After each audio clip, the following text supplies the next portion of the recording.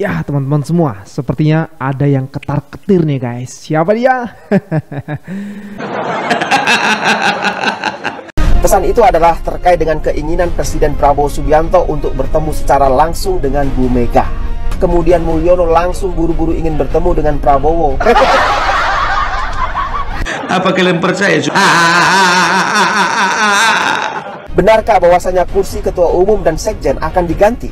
Ya kalaupun itu benar, seandainya itu benar, yang jelas penggantinya itu bukan Mulyono dan juga bukan orang-orang Mulyono.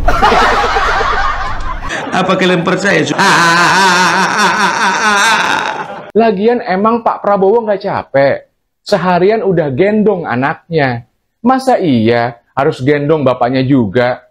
Kita aja yang ngeliat capek, apalagi bapak. Kalian itu suka kali seolah-olah semua orang mau di bawah kalian. Padahal sekarang posisinya kalian yang lagi di bawah. Ya, itu dia makanya gue bilang, perkara makan nasi goreng aja. Nanti biar aku yang aturkan jadwalnya. Tahu kalian, setelah Pilpres udah kuhitung lebih 10 kali Bapak Prabowo dan Ibu Megawati kepengen makan nasi goreng sama-sama, tapi nggak jadi-jadi. Apa sih susahnya makan nasi goreng? Makan nasi goreng loh, bukan perkara yang lain. Apa kalian percaya cuma sekedar makan nasi goreng? Makin nasi goreng tapi setelah itu ada titipan.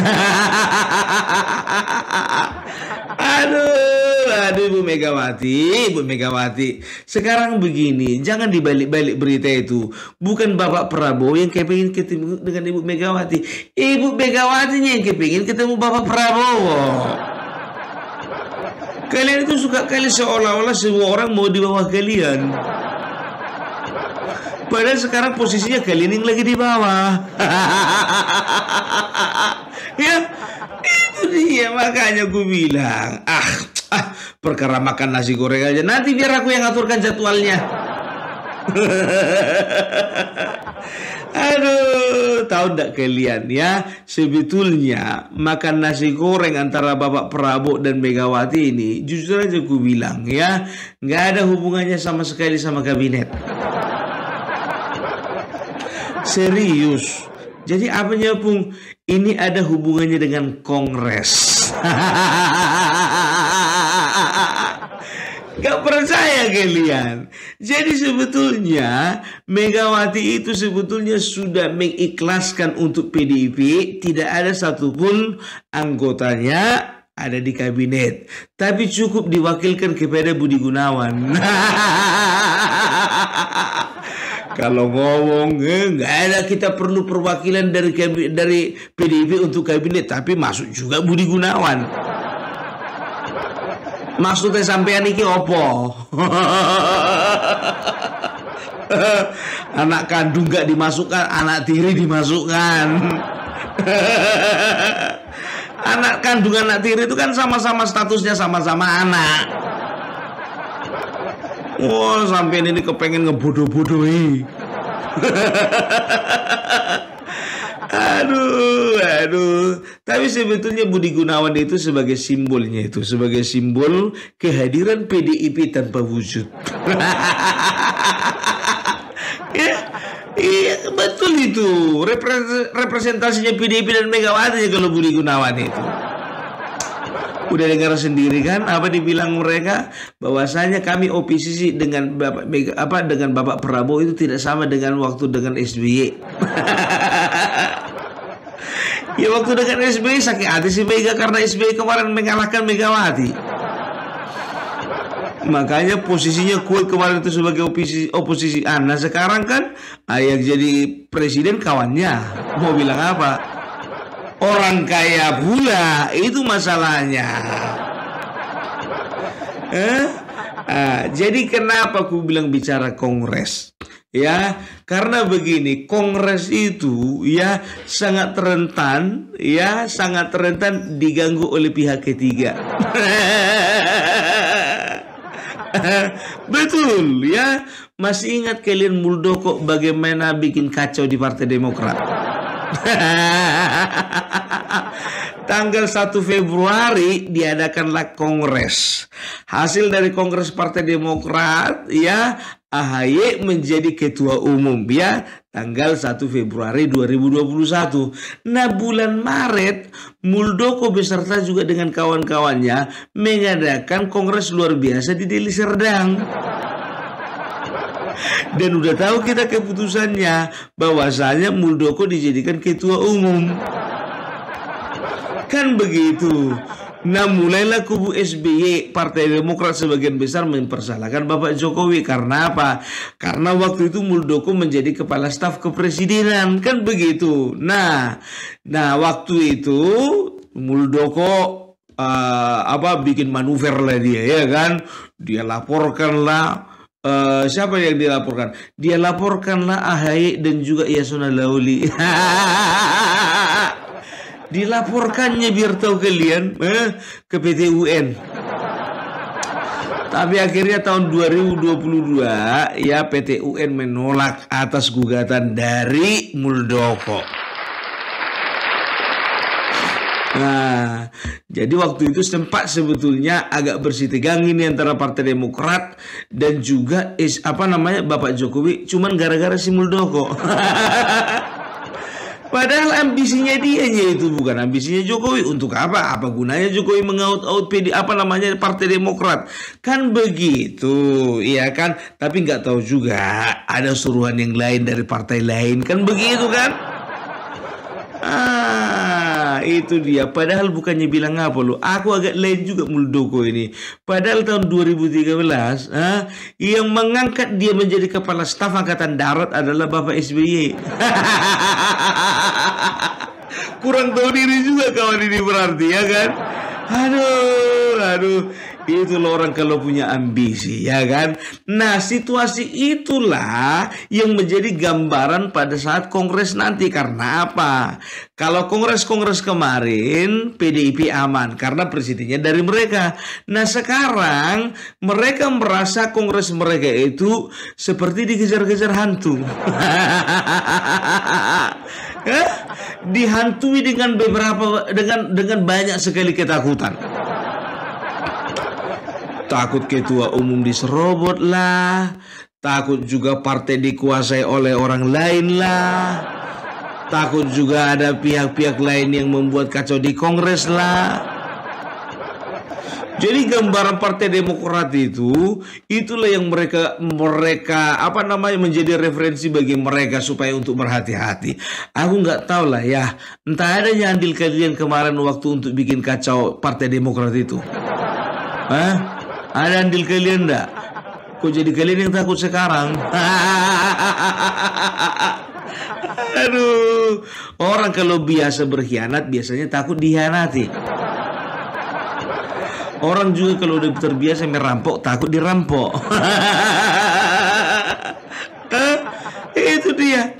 Jadi sebetulnya ya Megawati berusaha membangun komunikasi dengan Bapak Prabowo. Sebetulnya dia lagi cari aman, dia mencari pengemanan untuk kongres. Loh, memangnya ada rencana Bapak Prabowo untuk mengaut-aut partai PDI? Oh enggak lah, rugi dong. Bapak Prabowo itu ketua umum dari sebuah partai yang sangat menjanjikan. Untuk apa dia bikin kacau di partai yang belum tentu arah dan juga masa depannya? Ya kan? Itu dia ya. Jadi makanya aku bilang, jadi ini sebetulnya hanya ketakutan ini. Tahu enggak kalian? Bahwasanya di dalam ilmu psikologi ya, segala sesuatu atau segala kekhawatiran itu ya bisa dikatakan 90% itu enggak terjadi itu. Iya. Tapi dia akan terjadi ketika kita meresponinya secara negatif. Ya, ini kongres bulan April bro. 3 bulan lagi. ya mereka harus mempersiapkan acaranya, mempersiapkan kepengurusannya, mempersiapkan apa menjadi program kerja ke depan. Cuman satu yang nggak dipersiapkan mereka, siapa yang jadi ketua umum yang baru. Cuman itu aja nggak dipersiapkan. Karena dari Hasto sendiri juga mengatakan bahwasanya Ibu Megawati masih mendapat kepercayaan dari rakyat untuk menjadi ketua umum. Nggak usah bawa-bawa nama rakyat lah, Hasto. Nggak perlu kau bawa-bawa nama rakyat. Kalau pengikutmu aja. Nggak usah bawa-bawa nama rakyat yang lain.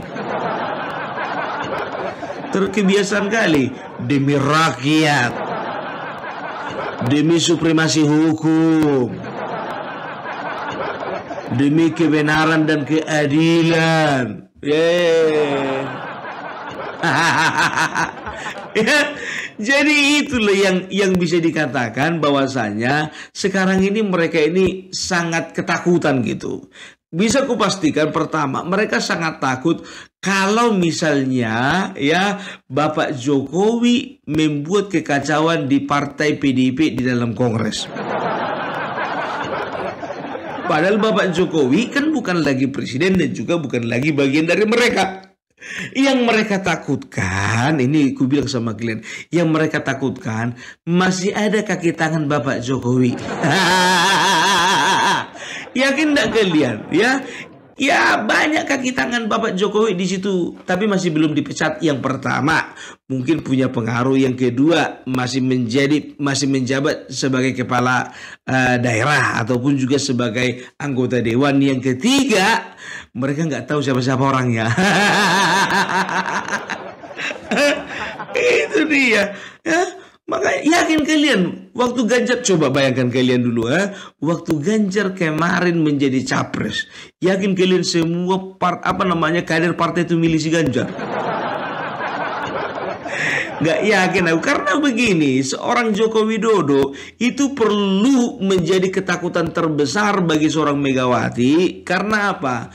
Karena Bapak Joko Widodo ini ya sempat menjadi orang paling berpengaruh di Indonesia. Karena apa? 10 tahun jadi presiden. Ya, jadi sampai sekarang aku nggak tahu entah kenapa, ya jujur-jujuran aja loh aku bilang. Ini nggak tahu lah ya. Kenapa lah orang ini takut kali sama Bapak Jokowi? Ya, jadi begini, kalau secara politis, Bapak Jokowi ini sampai sekarang ini masih belum bisa dianggap remeh ini. Karena apa?